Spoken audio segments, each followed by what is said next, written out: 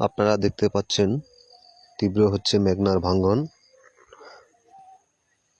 হাতিয়ার ইউনিয়নের সীমানা ভাঙা শেষ, এখন ভাঙছে সুবর্ণচর, যেটা সেলিম বাজারের পূর্ব পাশে। আমি এখন বর্তমানে দাঁড়িয়ে আছি দরবেশ বাজারের পূর্ব পাশে।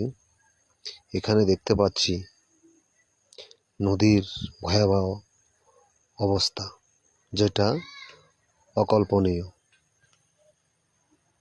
আমরা যদি সবাই নদী ভাঙ্গন রোধে ব্যবস্থা গ্রহণ না করি, অচিরেই বিলীন হবে আমাদের স্বপ্নের সুবর্ণচর। আসুন আমরা সবাই মিলে আমাদের সুবর্ণচরকে রক্ষা করি।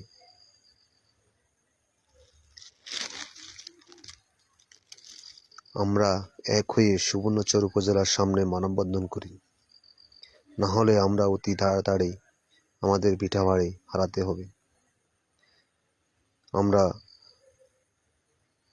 নদীর পাশাপাশি যারা, যেমন ভূমিন বাজার, সেলিম বাজারের পাশে যারা থাকেন এবং দরবেশ বাজারের পাশে যারা থাকেন, থানার পাশে যারা থাকেন, সবাই একত্রিত হয়ে উপজেলার সুবর্ণচরের সামনে মানববন্ধন করি। এখনো সময় আছে।